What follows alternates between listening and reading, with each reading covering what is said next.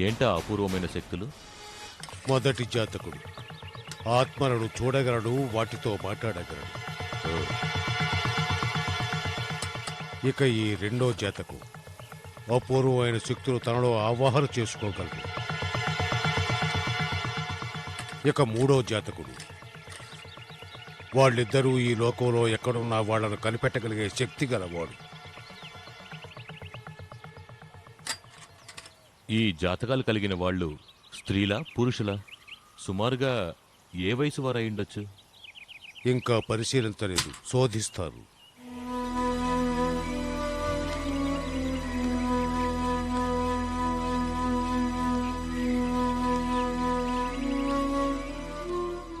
ఈ అపూర్వ జాతకులు ఎక్కడున్నా మనం కనిపెట్టి తీరాలి.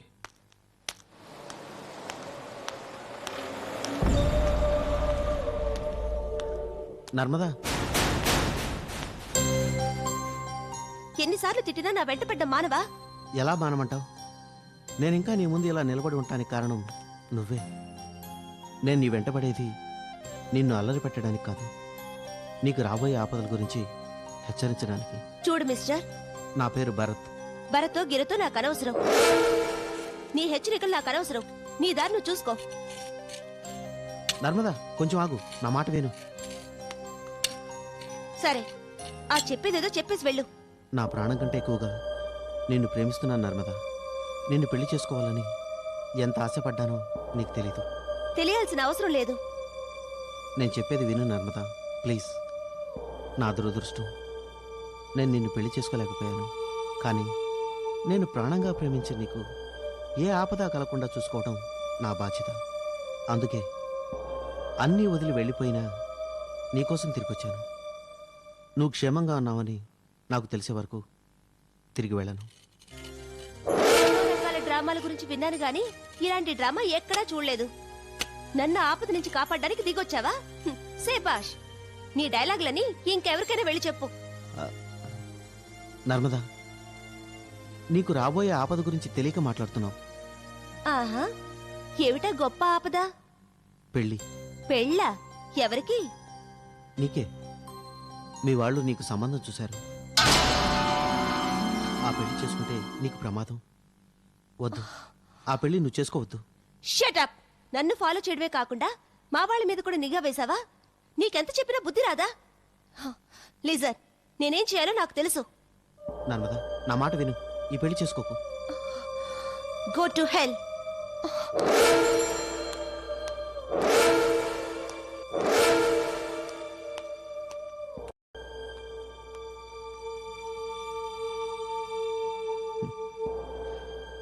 హెల్కి హెవెన్కి కూడా వెళ్ళలేని స్థితిలో ఉన్నాను.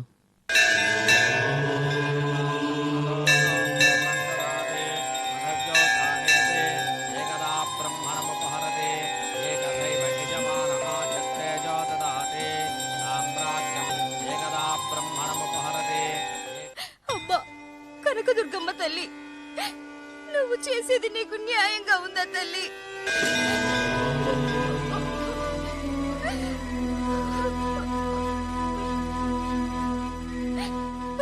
నాకు ఊహ తెలిసిన దగ్గర నుంచి నిన్నే కొలుస్తున్నానే. 20 సంవత్సరాలుగా కట్టుకున్న భర్త బతికున్నాడో లేదో తెలియని స్థితిలో బతుకుతున్నాను. నా ఒక్కగానొక్క కూతుర్ని కూడా అదే స్థితికి తీసుకొచ్చావే. ఇక నేనెవరి కోసం బతకాలి తల్లి?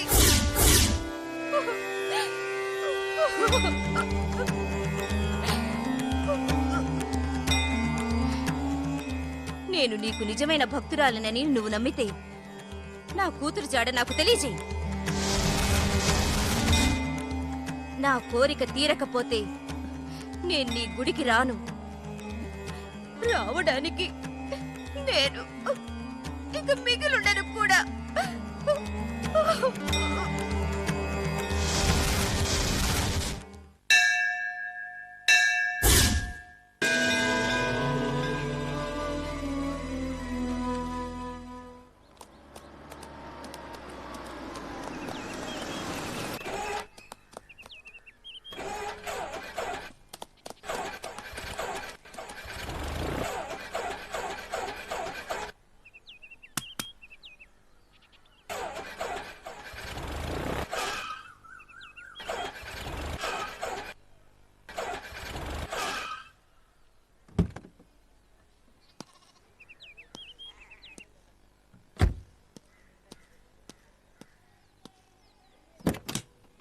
అది ఆగటానికి కారణం అక్కడ లేదురా.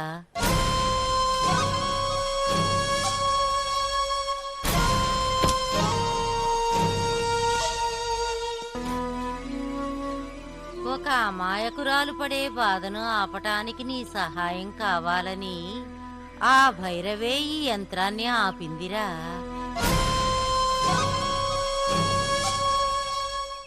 దుష్టులను సంహరించటం పుణ్యకార్యమే, కానీ మంచి మనసును ఓదార్చటం అంతకన్నా పుణ్యకార్యం.